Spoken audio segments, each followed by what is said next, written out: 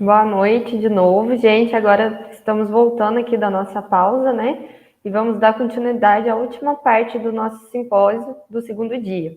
Agora a gente vai estar aqui com a Camila.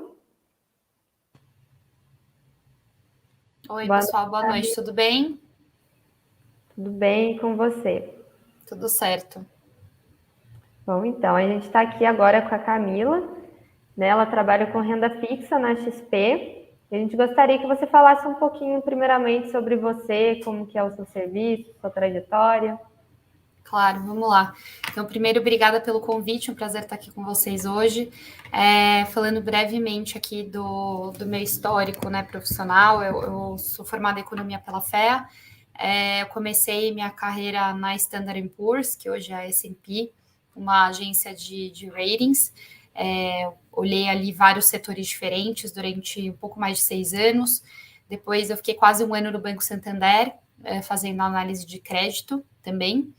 E em 2019 eu vim aqui para a XP para criar essa área de análise de renda fixa. Então, aqui mais focado em investidor pessoa física. E a gente cria bastante conteúdo através da nossa plataforma de conteúdos aqui da XP. Então, desde então, eu venho focada mais nesse mundo de pessoa física do que no institucional. Acho que é esse um pouquinho aqui do meu histórico. Muito interessante. O nosso primeiro palestrante, ele falou um pouco sobre essa questão de instituição financeira e ele falou sobre como que às vezes é difícil trabalhar em um banco, né? Questão de metas, pressão. Você sentiu muita diferença nessa transição sua do Santander para outras instituições?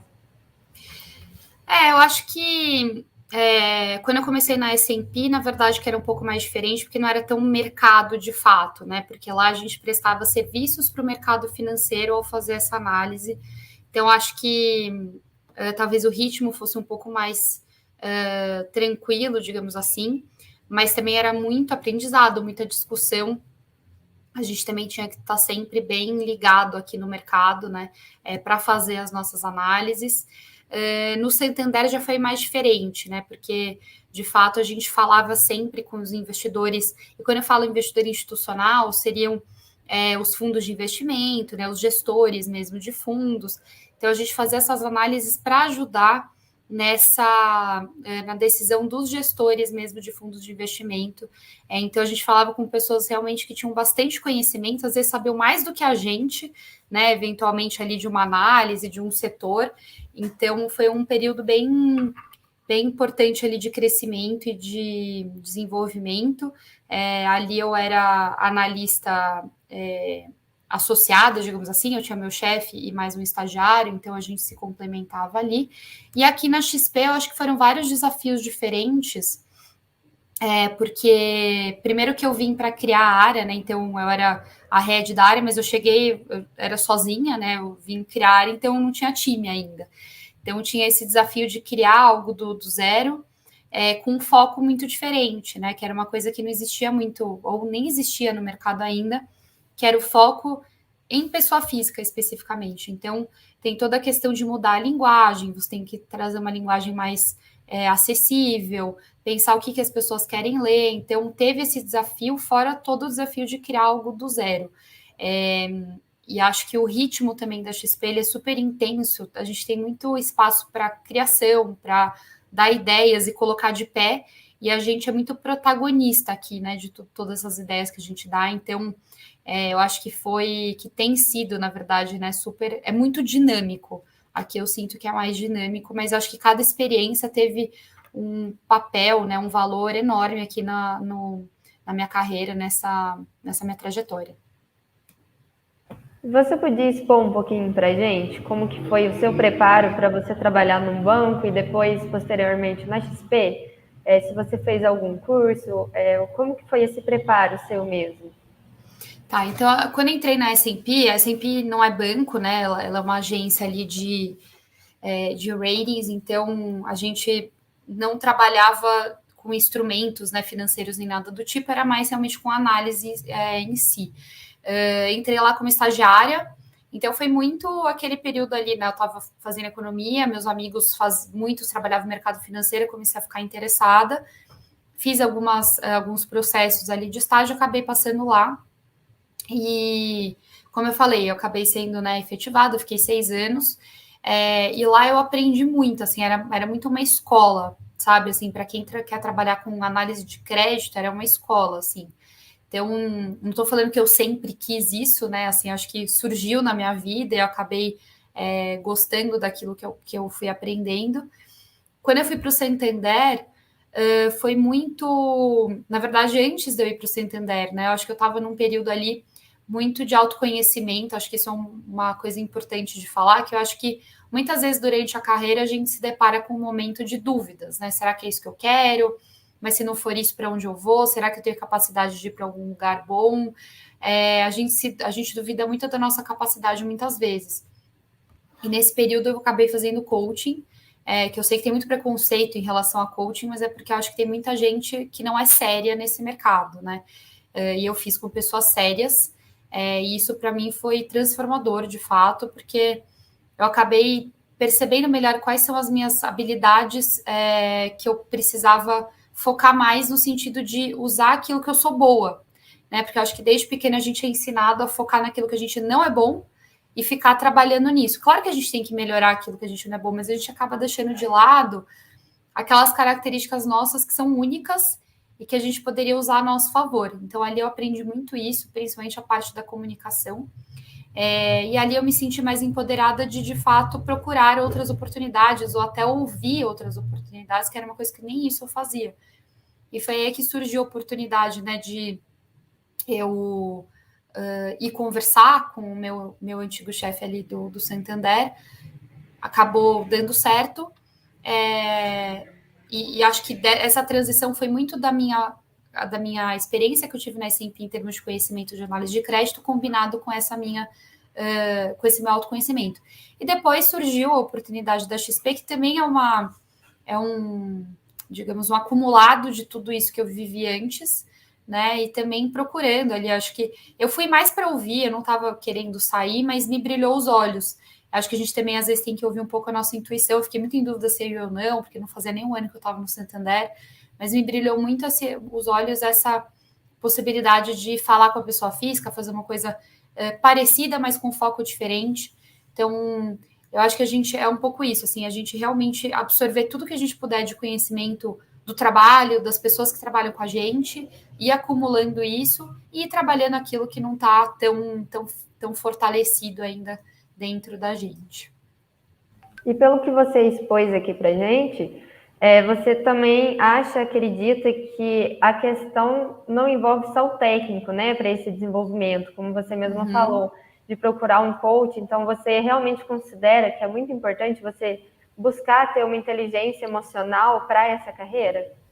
Sem dúvida nenhuma. Eu acho que não mais só para essa carreira, hoje em dia, cada vez mais para qualquer área que a gente for, é importante a gente ter essas habilidades que não são as técnicas, né? Que são as chamadas soft skills. Então, é a inteligência emocional, é a capacidade de se comunicar bem com as pessoas, de se dar bem com as pessoas, mas não no sentido, você não precisa ficar melhor amigo de todo mundo, mas de conseguir trocar bem, sabe? De respeitar as pessoas, de saber ouvir, saber se colocar.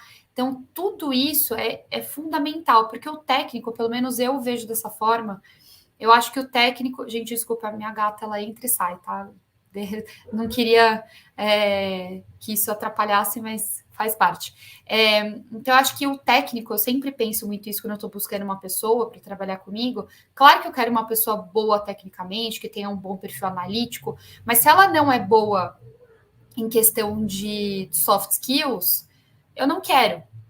Né? Agora, se é uma pessoa excelente em soft skills, mas ainda tem o que desenvolver no técnico, para mim, perfeito. Assim, não perfeito, mas assim, eu topo. Por quê? O técnico a gente treina, o técnico a gente faz, né, ajuda a dar um curso, a gente ensina. Soft skills é mais difícil, tem que partir mais da pessoa, tem que vir de dentro. Como eu falei, eu consegui trabalhar essas soft skills, eu consegui enxergar melhor e usar isso a meu favor, então não estou falando que quem ainda não é bom nisso já era, mas é preciso partir muito da pessoa, é um trabalho muito interno ali.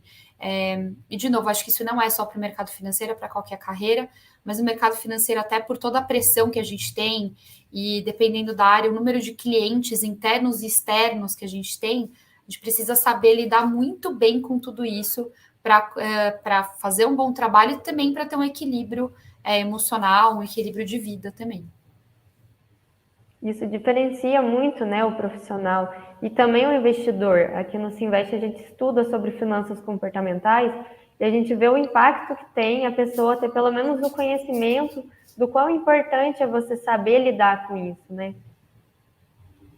Exatamente. Então, eu acho que muita gente acaba tomando decisões irracionais, né? Em questão, quando a gente fala de investimento, a gente vê muito isso. A gente pode pegar no passado, por exemplo, né? Que começou a crise da Covid, muita gente estava 100% alocado em bolsa. Por quê? A bolsa está indo bem, tá todo mundo ganhando, vou colocar todo o meu dinheiro aqui. Imagina que eu vou ter paciência ali de colocar dinheiro na renda fixa que não estava, entre aspas, rendendo nada. E aí veio um choque, e eu ouvi gente falando assim, eu não tinha nem um pouco de dinheiro fora da bolsa, agora todo o meu patrimônio caiu. Não é racional, né? A gente quer rápido, a gente quer muito e logo. Só que se fosse tão fácil assim, estaria todo mundo rico e rápido. Não é assim. E aí, por exemplo, quando a bolsa cai, que as pessoas tiram o dinheiro. Não faz sentido. Mas por que fazem isso? É questão comportamental mesmo. A gente não quer ter uma perda. Né? A gente tem aquela dor da perda. Então, a gente quer reduzir esse sentimento, então a gente tira, mas não é racional. A gente poderia esperar um pouco mais. Só que a gente tem esse traço como seres humanos de não ter muita paciência. Só que é super importante a gente ter essa inteligência emocional, a gente trabalhar esse lado comportamental como profissionais e, claro, como investidores também. A aversão à perda, ela é muito impactante, né? A gente sente muito mais uma perda do que um ganho. Perfeito. Então, realmente, lidar com isso, aprender a entender, identificar isso e como melhorar, é realmente muito importante. Agora eu vou passar aqui para algumas dúvidas e perguntas que o pessoal está mandando aqui para a gente, certo? Claro. Vou começar aqui pela Júlia Diniz. Ela está falando, olha, Camila, conta um pouco como é a dinâmica dentro da XP.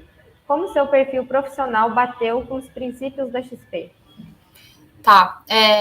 A dinâmica, assim, eu acho que é isso, é muito dinâmico. As coisas acontecem muito rápido, elas mudam rápido. Até o Benchimol, ele fala muito isso, né? De, poxa, se você tá num caminho, você viu que tá errado, muda rápido, né? Muda de direção logo. Não fica insistindo num erro, porque depois, para você consertar, é muito pior. Às vezes você nem consegue. Então, perceber um erro, muda. Às vezes não é nem erro, né? Você percebeu que outra direção poderia ser melhor, muda para outra direção. Então, acho que isso é super importante aqui para a gente ter em mente aqui em relação a esse ambiente da XP. Eu vejo como um ambiente muito colaborativo, a gente tem muitas trocas, né, com outras áreas em termos de conhecimento.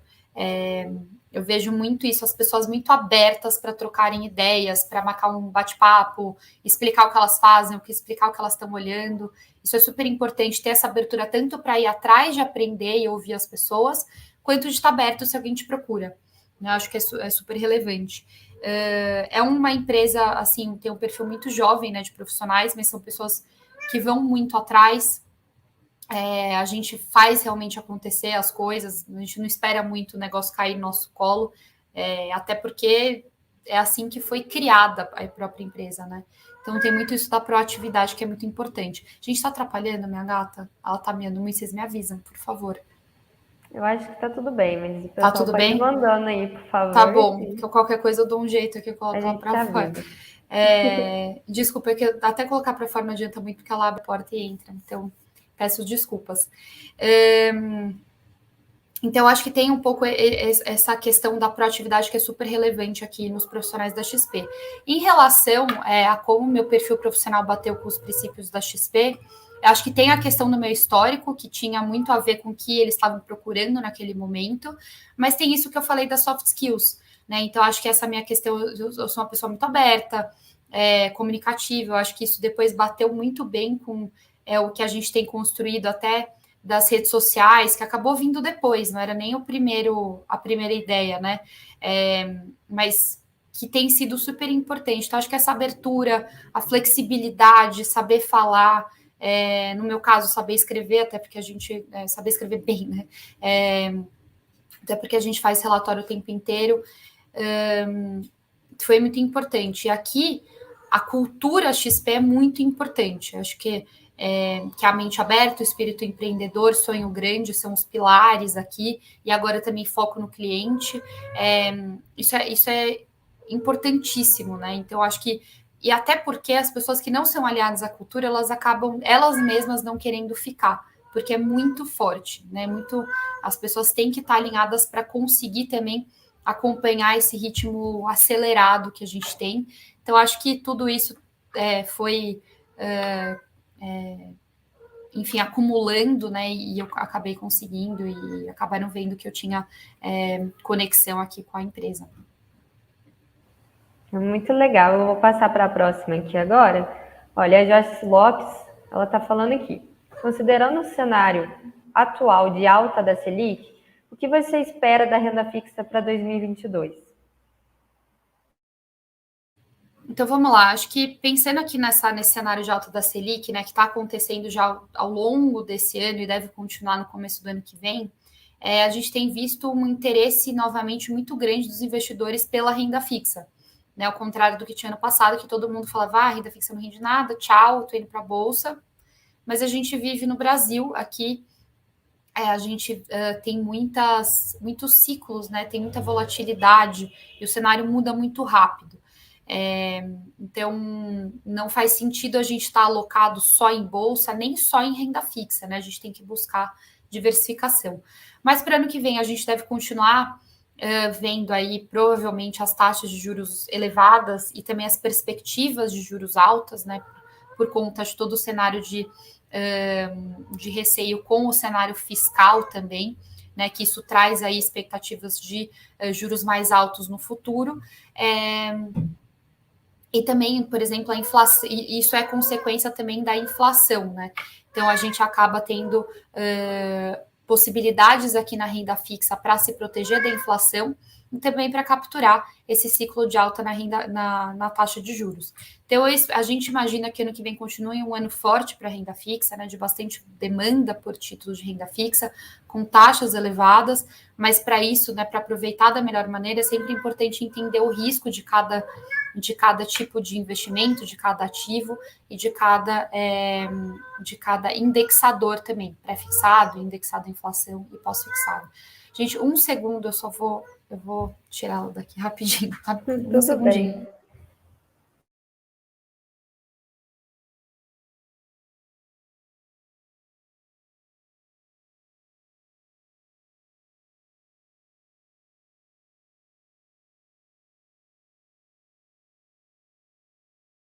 Perdão, vamos lá.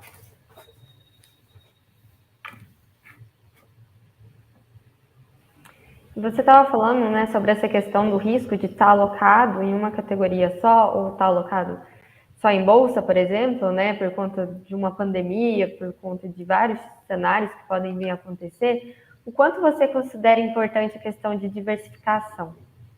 É fundamental, tá? Então, acho que seja num cenário de juros altos, seja num cenário de juros mais baixos, diversificação é fundamental, e isso é muito porque a gente, na economia brasileira, qualquer outra economia, a gente vive ciclos, né? Ao longo aí do período de investimento, que deve ser um período de longo prazo.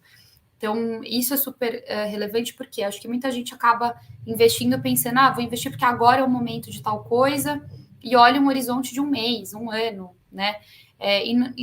A ideia não deveria ser essa, né? Investimento é uma coisa de longo prazo, que a gente deve pensar para a vida inteira. Então, ao fazer assim, ao montar a nossa carteira, a gente tem que lembrar isso. Tem vários ciclos na economia, tanto global quanto a brasileira. Então, em cada momento desse ciclo, um ativo, né, uma classe de ativo vai se dar melhor, outra não vai se dar tão bem, mas a ideia é, ao longo do tempo, isso crescer na média, né?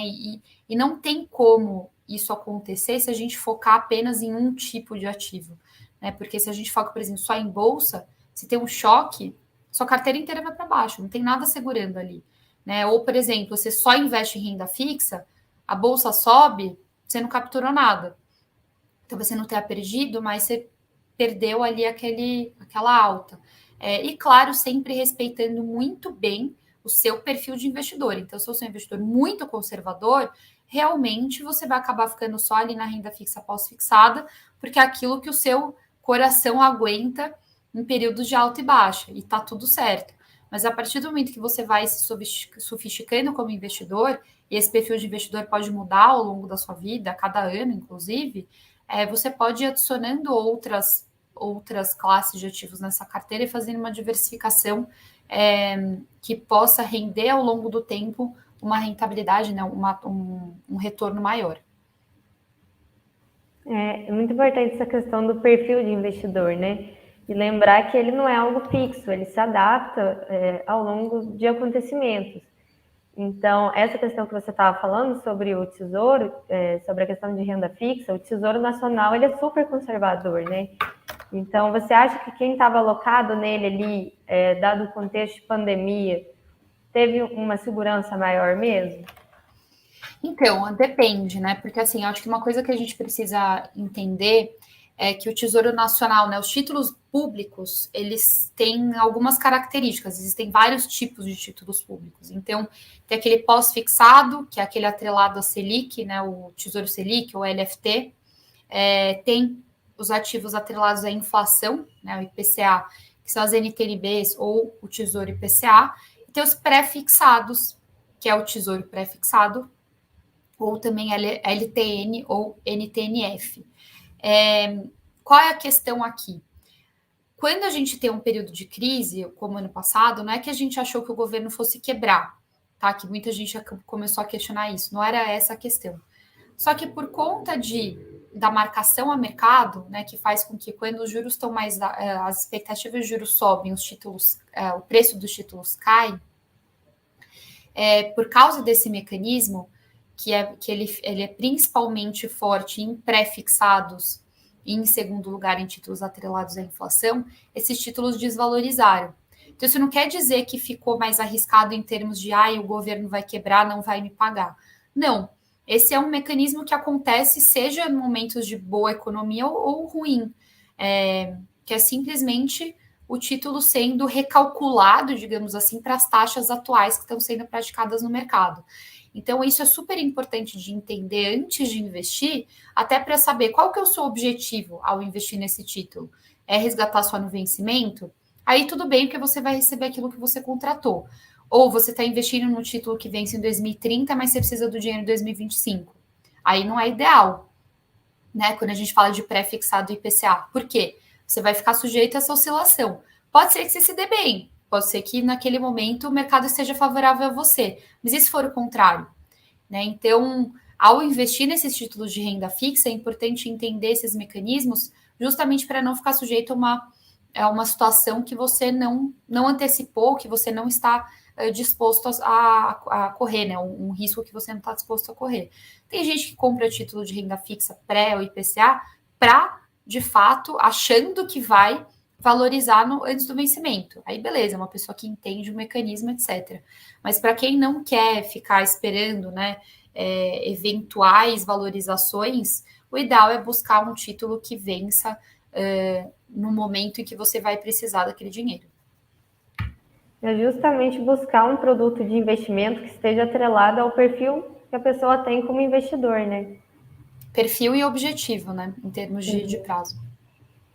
Sim, e o Hélio Júnior, ele está falando aqui, olha, você acha possível a entrada na XP sem ser da área, correlacionada ao mercado financeiro?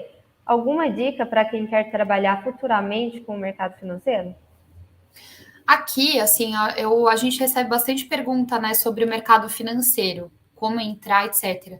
Eu acho que é muito importante as pessoas, né, que querem trabalhar no mercado entenderem qual área elas querem, porque tem muitas áreas diferentes, né? Então, por exemplo, eu trabalho na área de análise e análise de renda fixa, mas tem análise de ações, tem análise de economia, tem o time de alocação, tem o time de ESG, de estratégia. Isso é só uma área dentro da XP, só a área de análise. Tem a área da mesa. A mesa pode ser de derivativos, pode ser de renda fixa, pode ser renda fixa varejo ou institucional ou offshore. Então, só para dar um exemplo, que assim, tem uma variedade enorme, né, de opções de vagas ou de posições dentro do mercado financeiro. Então, é importante entender o que você quer, né? O que te atrai no mercado financeiro. Qual é o perfil dessa vaga que você busca? Eu acho que é possível sim, tá? Não vou falar que é super fácil, né? Quando você quando você já trabalha e não trabalha numa área relacionada ao mercado financeiro, talvez fique um pouco mais difícil, mas depende muito da área, depende se você tem qualificações que são desejadas por aquela área que você quer. Eu acho que mostrar interesse, assim, poxa, quer uma vaga, achou uma vaga interessante, vai atrás, fala com o recrutador, conseguiu a entrevista, mostra muito a sua vontade, né? Assim, isso faz muita diferença. Às vezes eu faço entrevista com umas pessoas que estão lá, parece que nem queriam, tá? Então eu não entendo. Eu falo, poxa, eu tô aqui falando com você porque você quer trabalhar comigo, mas por que você tá falando desse jeito como se eu, né, estivesse fazendo um favor? Eu acho que qualquer recrutador pensaria a mesma coisa. Então, mostrar vontade, às vezes se você tá vindo de uma área não correlacionada, aí sim você tem que mostrar mais vontade ainda. Eu acho que isso faz muita diferença, tá? Esse brilho nos olhos, né? Até o sangue no olho mesmo, de falar, tudo bem, eu não sou bom, não conheço isso, mas eu sei isso da minha área de atuação que pode ser correlacionada, que eu posso usar no trabalho, que pode ser até um plus aqui, que ninguém tem essa experiência que eu tenho, mas eu vou correr atrás. Então, acho que essa vontade e mostrar essa vontade e, eventualmente, se precisar de uma qualificação, uma certificação e ir atrás também, eu acho que é super importante também. E, como eu falei no começo, entender qual seria a área que te interessa. Sobre essa questão do recrutamento, você estava até falando, né, que a XP ela tem um perfil muito jovem e tudo. Você acredita que ela é uma boa como uma primeira experiência e ela pega bastante pessoas que estão atrás dessa primeira experiência? Ou você considera que a pessoa que quer entrar nessa carreira, quer seguir, desenvolver nisso, ainda é mais viável ela tentar numa instituição financeira como o Santander, por exemplo? Não, eu acho que se a vontade da pessoa for trabalhar na XP, tem vagas, né? Vira e mexe, tem vagas para os mais diversos níveis, né? Ali tem nível de entrada, tem pessoas mais sêniores. Então, se a vontade de trabalhar na XP, tenta trabalhar na XP. Eu sou muito desse pensamento, né? Porque é nossa vida. Se você já sabe que essa é a sua vontade, vai atrás da sua vontade. Aí não deu, beleza, tenta em outro lugar, ganha experiência, tenta de novo aqui. Mas não acho não que a pessoa não deva nem tentar. Deve sim tentar, com certeza. Certo. E a Joyce Lopes, ela mandou uma pergunta aqui pra gente. Olha, quais soft skills você considera indispensáveis para atuar nesse mercado? Acho que eu falei um pouquinho, né? Então, mas eu acho que são aquelas soft skills importantes para acho que qualquer mercado, né? Que é inteligência emocional, é você saber se controlar, você saber falar com pessoas diferentes, né? Principalmente assim, por exemplo, na minha área de análise, eu tenho vários clientes, né? Internos e externos, várias áreas usam os nossos materiais, etc. Então a gente fala com muitas pessoas de muitos perfis diferentes. Então a gente tem que saber falar com pessoas diferentes, né? Saber tanto ouvir quanto passar informação para pessoas diferentes. E tem muita cobrança, então a gente tem que saber lidar com cobrança. Não é legal, ninguém gosta de ser cobrado, mas faz parte de trabalho. Então tem que saber lidar com isso, saber se organizar, porque tem muita demanda. Assim, principalmente, por exemplo, na XP, os times são muito enxutos, né? Sou eu e um analista só. Agora vai entrar um outro, mas assim, a gente está 2 anos, né, que eu estou aqui com um time desse tamanho.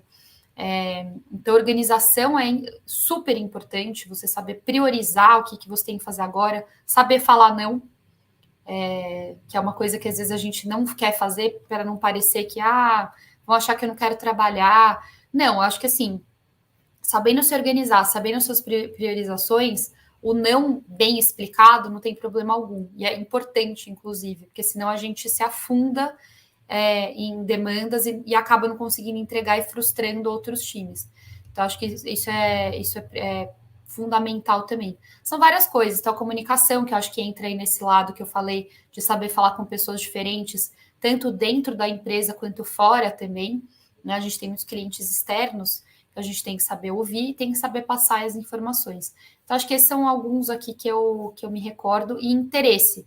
A gente tem que ter vontade de aprender, de ir atrás, tanto aprender sobre mercado, por exemplo, né, se for o seu tema, né, o mercado de juros, quanto interesse de criar, de ir atrás, ter novas ideias. Acho que isso tudo é importante. É muita coisa, mas tudo isso junto é um pacote bem legal assim para trabalhar, acho que em qualquer mercado. Muito agregador, né? Com certeza. Agora eu vou passar aqui para a pergunta do Enzo Nisa. Ele está falando, olha, na sua opinião, quais os maiores desafios que enfrentamos hoje no mercado financeiro? Essa pergunta é bem ampla. Eu vou falar aqui da minha visão, do que eu vejo aqui da minha área, né? Eu acho que a gente ainda tem assim, a gente tem se desenvolvido muito como mercado financeiro, acho que a gente bateu 3 milhões, se não me engano, de investidores na Bolsa, mas a gente ainda tem R$ 1 trilhão na poupança, por exemplo, né? Então, acho que um dos desafios é conseguir penetrar nessa camada da população que nem sabe o que é investimento, nem tem medo, não quer se informar, não quer ir atrás, não quer nem te ouvir. E que poderia estar com o dinheiro rendendo mais, de forma mais eficiente, de fato, no mercado financeiro, em investimentos, né?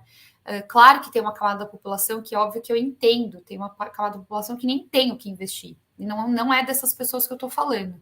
Estou falando das pessoas que investem, mas em investimentos ruins. Né? E simplesmente porque é isso que está lá na frente delas, né? Porque não tem aquele interesse, a informação. Então, acho que esse é um dos desafios que a gente enfrenta. E isso, querendo ou não, é oportunidade para os bancos, para as corretoras, porque é dinheiro para captar. Então, acho que esse é um desafio grande.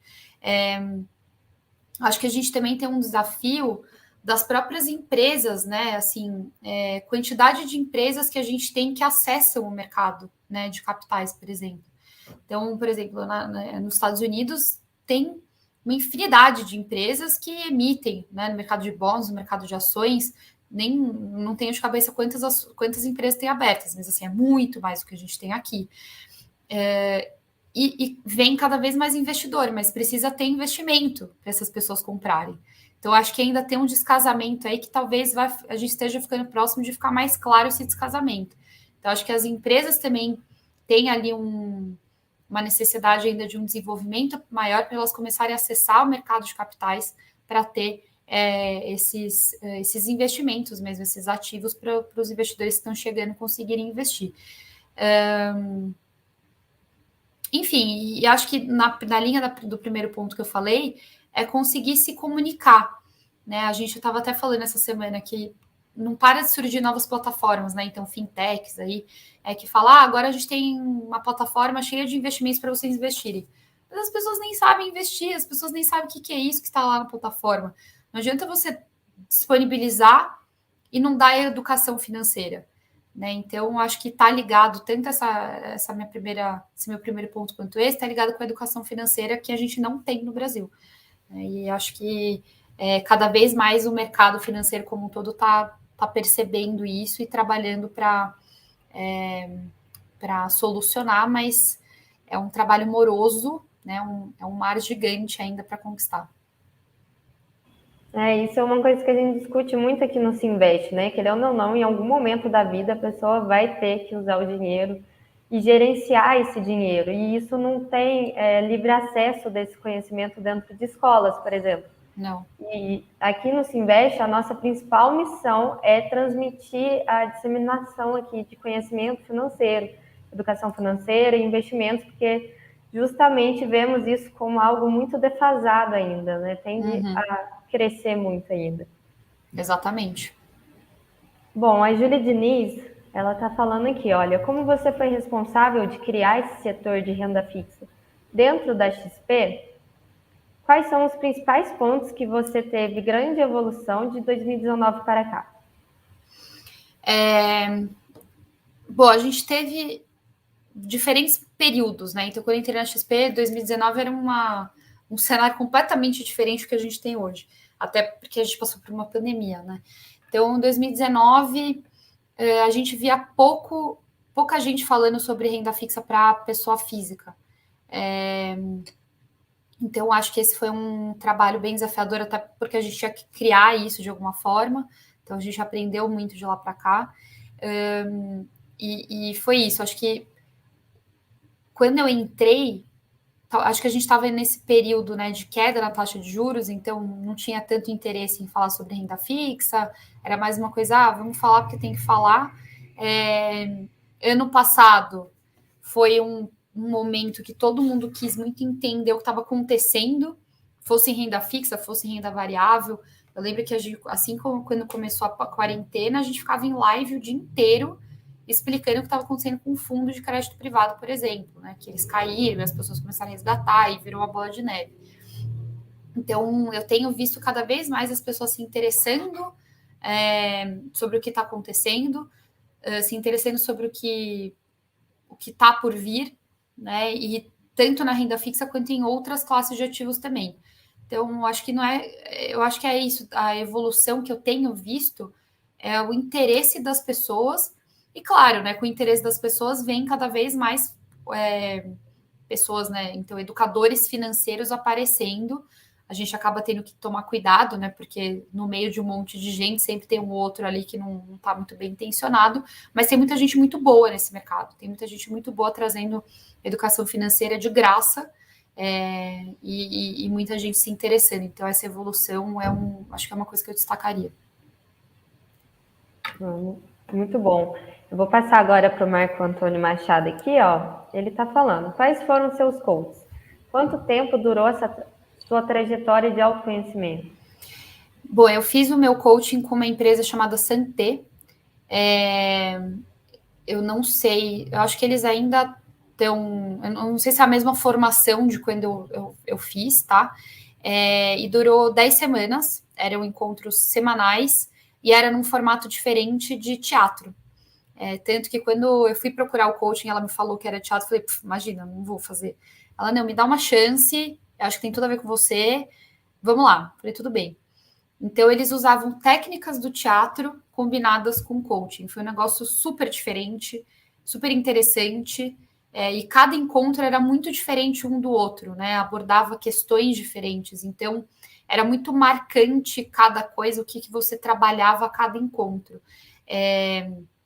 Então, foi super rápido, mas muito intenso, e realmente você acaba descobrindo muita coisa de você. Para mim deu super certo, teve gente ali no encontro que falou, foi legal, mas ok, é muito pessoal, né? Mas eu acho que para quem está num momento, né, de dúvidas, de questionamento se é isso mesmo, ou puta, eu tô me questionando, será que eu sou bom mesmo? Será que não? Eu acho que seria muito legal procurar algum tipo de trabalho de autoconhecimento. Hoje em dia tem vários tipos, né? Mas alguma forma eu recomendo demais. Tentar identificar o que seria mais viável para a pessoa, né? Igual você falou. Teve pessoas que não achou que mudou, né, a situação, não mudou a vida dela, e já para você achou uma perspectiva muito interessante a forma que eles abordaram e fizeram, né? Exato. Essa questão do autoconhecimento, eu não consegui achar muito algo que eu adaptasse em coach, mas eu consegui achar com uma psicóloga que tinha uma linha de abordagem perto do que eu acredito. Então, eu também defendo muito essa situação de você tentar buscar algum meio para essa melhoria. Concordo 100%. E no fim das contas, isso não é só para o lado profissional, é só vida, né? Porque eu acho que você acaba até se libertando de alguns fantasmas ali que você tem, algumas crenças. Eles falam muito disso, né? De crença limitante. Então, um exemplo, eu sou. Sei lá, não era isso que eu pensava, mas eu sou burra. Uma pessoa que acha que é burra. Você se limita, você cria isso sobre você. E você não consegue ir além porque você criou uma limitação ali. Eu sei que parece um papo meio esotérico, mas é real, sabe? Eu acho que a gente acaba se abrindo muito para nós mesmos e enxergar o que a gente tem de melhor para oferecer para o trabalho, para as pessoas. Então, eu sou 100% a favor de algum trabalho de autoconhecimento, seja ele qual for, aí que funcionar melhor para cada um. E sobre esse exemplo que você deu, né, de falar, eu sou burra, às vezes também acontece da pessoa ter algum fator limitante que ela não vê esse fator limitante, né? Então o profissional chega e fala, olha, você está fazendo isso, e às vezes a pessoa não tinha nem noção de que ela estava fazendo. Então é muito importante você ter uma pessoa que é imparcial e saiba analisar a situação e te dar insumos para que você consiga melhorar. Porque também às vezes você sabe algo que está ali te limitando, mas você não sabe o que você pode fazer para que isso não seja mais um problema, né? Exatamente. E o Carlos Rezende está falando aqui também, olha, você diria que é interessante começar a comprar pré-fixados com o objetivo de tentar ganhar, com a possibilidade de queda dos juros? Gente, eu achei muito boa essa pergunta. É minha quarta live de hoje. Em todas me perguntaram isso. Então vamos lá. A gente está num cenário agora que está, assim, piorou bastante nos últimos meses, né? Então, 6 meses atrás, a gente via as taxas ali dos pré-fixados, não sei, 6%, mais ou menos. Acho que nem precisa ir tão para trás para chegar nessas taxas. E hoje a gente já chega ali nos pré-fixados por volta de 12%. Para o ano que vem, é ano de eleição, né? Então, não dá para a gente achar que vai ser um ano de boa, né? Então, tudo vai melhorar, é só um momento passageiro que a gente está vivendo agora, ano que vem a gente vai virar Suíça. E mesmo sem ir tão no extremo, né? Acho que tem muitos desafios ainda que podem vir pela frente. Essa questão do rompimento de teto de gastos, eu acho que dá uma abertura para novos gastos adicionais que não estavam previstos e que podem piorar ainda mais a visão fiscal. Mas, por outro lado, a gente tem aí algumas reformas que podem acontecer, enfim, né? Ou o governo pode até, inclusive, eventualmente voltar atrás em alguns gastos. Então, o que a gente tem discutido aqui em relação a isso por mais que ano que vem não venha a ter uma queda de fato na taxa de juros, as taxas hoje já estão bem elevadas. Então, pelo menos uma porção ali da carteira, a gente acha que faz sentido já ter em pré-fixado para aproveitar taxas, nem que seja pelo carrego, né? Ou seja, você comprou uma taxa 12%, você vai ter 12% ao ano até o vencimento, não é pouca coisa, tá? Então, e aí, se ano que vem vier a ficar maior, compra mais um pouco, e eventualmente carrega ou espera um fechamento de taxa. Mas eu acho que a mensagem é essa. Esperando ou não que feche ano que vem, a gente acha que hoje é um momento de entrada interessante, pensando em prazos ali por volta de 2 a 3 anos, porque, olhando mais para frente, o cenário é muito incerto, já é incerto agora, né? Mais para frente é mais ainda. E 2, a gente vê hoje a curva invertida. Então, prazos mais longos ainda acabam pagando menos do que os prazos mais curtos. Então, está fazendo mais sentido a gente comprar ativos de prazos mais curtos nesse momento, tá? Então, acho que respondendo a sua resposta, seja para esperar um fechamento de taxa ano que vem, ou seja para carregar, eu acho que hoje faz sentido pelo menos uma parcela da carteira estar colocada em pré-fixado, sim. E o Gabriel Ortolani, ele está falando aqui também, olha, que ele gostaria de saber quais podem ser as consequências da elevação da curva de juros no longo prazo dos Estados Unidos, bem como da inflação implícita de lá, sobre a renda fixa brasileira. Acho que assim, Gabriel, a gente já tem visto um pouco, né, desse impacto desde o começo do ano, então a gente vê quando tem alguma elevação ali nas expectativas, né, no rendimento das treasuries norte-americanas, a gente vê um impacto aqui semelhante, né, então a gente vê as taxas aqui subindo também. E essa questão da inflação, a gente está vendo que não é um problema só do Brasil, é um problema global. Então, isso acaba trazendo também receios aqui para o Brasil em relação a esse cenário lá de fora, e, consequentemente, a gente acaba também tendo como efeito, né, sobre a curva, eventualmente a gente vê essas taxas elevando também como resposta. Acho que hoje a gente, pelo menos nas últimas semanas, a gente tem visto um peso muito grande dos acontecimentos locais sobre esse movimento de curva, mas em geral, quando a gente vê essas expectativas, né, essas indicações de elevação de juros lá fora, a gente vê um efeito semelhante aqui nas nossas curvas, então é isso que a gente pode esperar de maneira geral, tá? Excelente. E uma dúvida que o Theo de Brito mandou aqui para a gente também, Ele quer saber por que alguns países que operam com juros baixos e até negativos, há algum tempo não estão tendo tantos problemas inflacionários, enquanto no Brasil a gente vê a inflação subindo bastante. Então, a inflação, na verdade, ela está pegando mais em vários países, tá? Acho que agora a gente tem visto falar mais dos Estados Unidos e tal, mas essa questão da inflação tem pegado de forma global, até por questão de oferta ali de insumos que está mais complicada globalmente, tem a questão logística, né, que os fretes estão super caros. Então, eu acho que esse cenário tem mudado, tá? E aqui no Brasil a gente acaba sendo impactado tanto por questões locais aqui, quanto também, e isso inclui perspectivas aí fiscais. A gente teve problema de energia elétrica, isso também está acontecendo lá fora.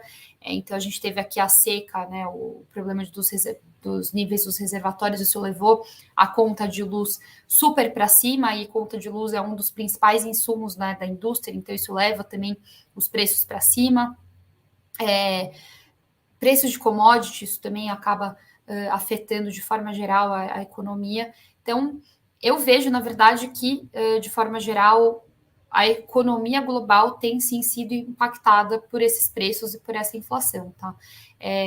Mas aqui no Brasil a gente tem outras questões também que acabam levando, né, esse juro a subir, e tem algumas discussões que falam que talvez a gente tenha ido longe demais na redução da taxa de juros, né? Então, essa elevação está tendo que ser mais alta e mais forte para conseguir controlar essa inflação que acabou aparecendo acima do que era esperado no começo do ano, né? No começo do ano a gente esperava, nem tenho de cabeça, mas acho que 4% de inflação, e agora a gente já espera quase 10%, né? Então, eu acho que são alguns fatores aí, mas a inflação lá fora também tem preocupado. Certo, a Patrícia mandou aqui pra gente, olha, qual o conselho para quem deseja investir em renda fixa? Acho que assim, são vários conselhos, mas eu acho que é muito importante entender sobre a renda fixa, né? Ainda existe muito uma ideia errada de que renda fixa é só o CDB do bancão, o Tesouro Selic e a poupança. Mas a renda fixa tem muitas, muitas frentes, né? Tem muitas possibilidades aqui dentro. Então, tem os títulos públicos, mas também tem títulos bancários. Além dos bancões, tem bancos médios, né, que são bancos que atuam em nichos específicos. Por exemplo, esse banco atua mais em consignado, esse aqui em empréstimo para veículos, esse para empréstimo pessoal. Cada um desses, com seus riscos diferentes, conseguem pagar taxas diferentes, lembrando sempre da relação risco-retorno, quanto maior o risco, maior o retorno do ativo. E tem as empresas, né, como eu falei, elas também captam, seja para manter o caixa elevado, para capital de giro, ou para investir numa nova aquisição ou na própria operação. Então, existem várias formas de investir na renda fixa, em termos de emissores, em termos de prazos diferentes, indexadores diferentes. Então, acho que é informação. Como eu falei também, assim, a gente tem muito educador financeiro hoje em dia disponível. Eu estou à disposição, por exemplo, né? Então, a gente tem Instagram, a gente tem a plataforma de conteúdos da XP, em que a gente publica bastante relatório, tanto mais educativo quanto de acompanhamento para quem já investe. Então, seja para investir em renda fixa, seja para investir em qualquer outra classe de ativos, é se informar, é entender o que você está fazendo, se sentir confortável com aquele investimento. Então, ou seja, não invista em alguma coisa só porque alguém falou que é bom. Tenta entender por que é bom. Né? Claro que você não precisa ir na minúcia, pegar o documento, ler a escritura da emissão. Se quiser, pode fazer, mas eu acho que pelo menos entender. Alguém falou, isso aqui é bom por causa disso, disso. Fez sentido para você essa explicação? Não fez? Entende, tá? Porque depois, se der algum problema, quem comprou foi você, não foi a pessoa que te indicou. Tá? Então, isso vale para qualquer investimento, como eu falei. Entende, se sinta confortável, vai aos poucos, se você não estiver confortável, você não precisa pegar tudo que você tem e colocar no investimento. Vai aos poucos, vai testando, vai entendendo como funciona. Coloca ali um pouquinho no tesouro pré-fixado, a partir de R$ 35 já dá para colocar. coloca um pouquinho se você quiser entender o que é marcação a mercado e ver lá o negócio oscilando e entender que se você deixar ele lá, eventualmente ele vai te pagar no vencimento. Acho que é tudo isso. Paciência, conhecimento e aos poucos, mas começar, com certeza começar. Agora, para encerrar as perguntas aqui, eu gostaria de fazer uma pergunta. Aqui no núcleo, a gente vê que a captação de pessoas, né, para o nosso processo seletivo, por exemplo, é muito maior em relação a homens. A gente vê que tem pouca inscrição de mulheres e tudo. Sobre essa questão, né, de buscar alguém para você aprender sobre conhecimento técnico, mas também aprender sobre as experiências ali da pessoa, você se inspirou em alguma mulher em relação a isso? Boa pergunta. Honestamente, eu não sei se isso foi racional, tá? Mas assim, na S&P tinha muita mulher. A presidente era mulher da S&P, tinha várias diretoras mulheres. Então, eu acho que no meu ambiente de trabalho inicial, acho que eu nunca tinha reparado muito nisso, né? Acho que foi uma coisa que aconteceu naturalmente. E eu aprendi com elas porque eram as pessoas que estavam ali no dia a dia, eram as líderes dos times. Então, era inspirador naturalmente, né? Então, eu não precisei ir para fora. Então, acho que foi uma sorte que eu tive no começo da minha carreira. Mas eu sempre vi essa importância da mulher se colocar e a gente ocupar esses lugares. A gente fala muito disso aqui na XP. Então, eu acho que a S&P era um mundo um pouco diferente, porque não era tão mercado. Aí eu fui para o Santander, foi diferente. Tinha muito mais homem, era um mercado mais masculinizado mesmo. E lá eu aprendi muito também a como lidar com acontecia, né? Eventualmente alguém faz um comentário aqui, faz um comentário ali, você tem que saber se posicionar, você tem que saber suas brigas, né? A minha uma das minhas brigas é essa, é a questão de mulheres no mercado.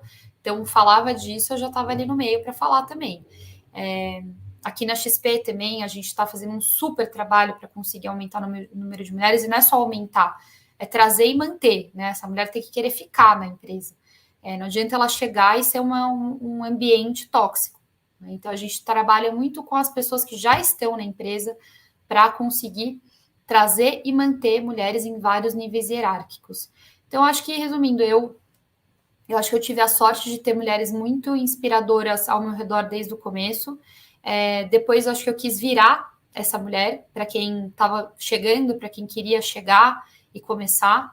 Então, a gente faz muito esse trabalho de mostrar que tem espaço, né? Ainda é um mercado majoritariamente masculino, mas tem espaço, está crescendo o número de mulheres.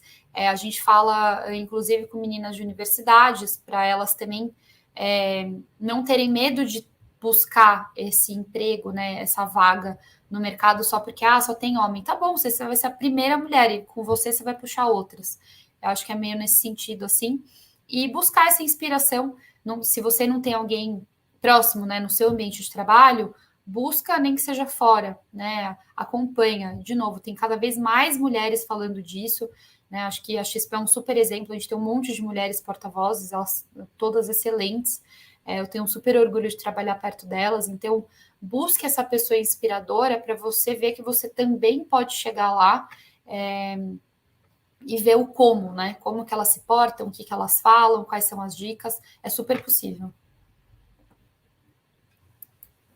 Não, muito obrigada. A gente vai acabar a rodada de perguntas aqui agora e eu queria agradecer em nome de todo o Sinvest, né, pela sua participação, seu tempo aqui e passar todo esse conhecimento para a gente, sua experiência, e agradecer principalmente em nome das mulheres que estão aqui, né, que fazem parte do nosso núcleo e também que estão participando aqui desse simpósio, porque, como eu falei, né, tipo, é um mercado que tem muitos homens, né, e até em questão de palestrante mesmo, a gente teve um pouco de dificuldade de achar mulher, e a gente ficou muito feliz de você ter aceitado esse convite nosso, porque isso gera uma identificação nas mulheres a mais, né, para elas buscarem e realizar esse sonho que muitas delas têm nesse tipo de carreira.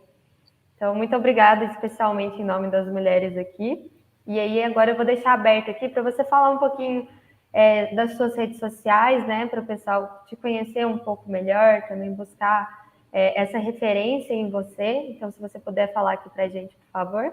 Claro. Bom, e obrigada, eu fico muito feliz aí por vocês terem me chamado, é um prazer estar aqui respondendo as perguntas, espero que eu tenha acrescentado um pouquinho aí nessa última hora para vocês. Meu Instagram é o @camila.dolly.xp, Camila Dolly escreve como... Ah, pronto, tá aí. Então fiquem super à vontade para me seguir, eu posto bastante coisa